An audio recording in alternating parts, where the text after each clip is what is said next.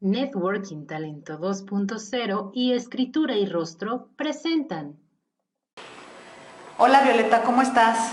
Hola, muy bien, gracias. Qué bueno, pues estamos aquí en el video tutorial número 3. Agradecemos a Talento 2.0 por la facilidad y a Escritura y Rostro.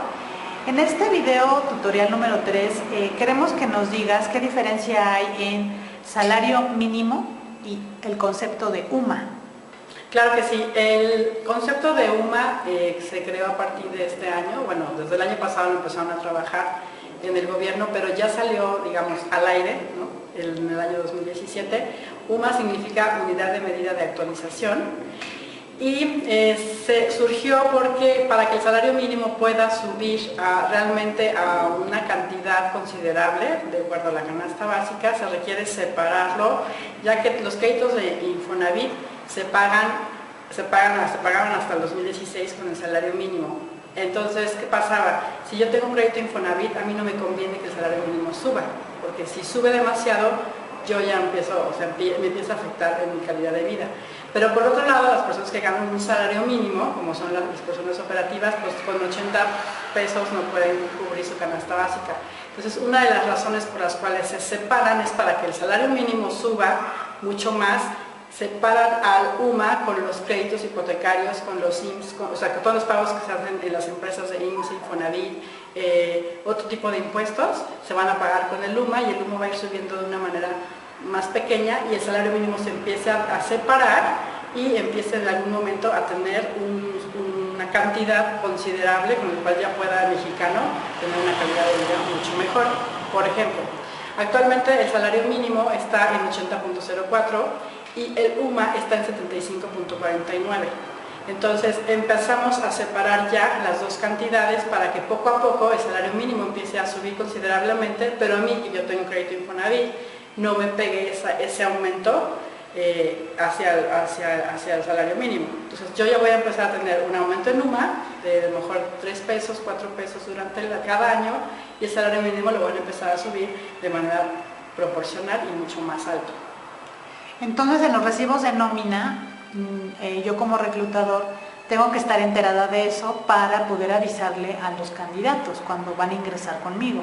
Claro, y más si manejas una empresa, por ejemplo, maquiladora, en la cual todos los sueldos por lo general tienen salario mínimo, debemos saber cuál de los dos vas a usar, si el UMA o el salario mínimo. Entonces, en el caso de las maquilas, se utiliza el salario mínimo para ofrecerles mejor sueldo y para los cambios de sueldo que se hacen en enero. En enero de cada año, las personas que tienen un sueldo, digamos, topado mínimo de ley, van a utilizar siempre el que se dé en enero cada año, que sigue siendo un salario mínimo, y los demás créditos y los demás pagos se van a realizar con el UMA. De hecho, el SUA, que es uno de los sistemas que utilizamos en nómina, ya tiene actualizado el UMA en su información, para que cuando nosotros como empresa paguemos al IMSS, ya paguemos sobre el monto 75.49 y no sobre el 80.04. Entonces es importante que los reclutadores y los generalistas sepan esta información también para hacer los pagos correctos del IMSS y del Infonavit.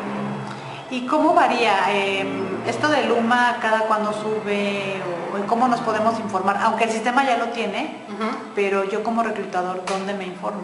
En el diario oficial es donde sale la información.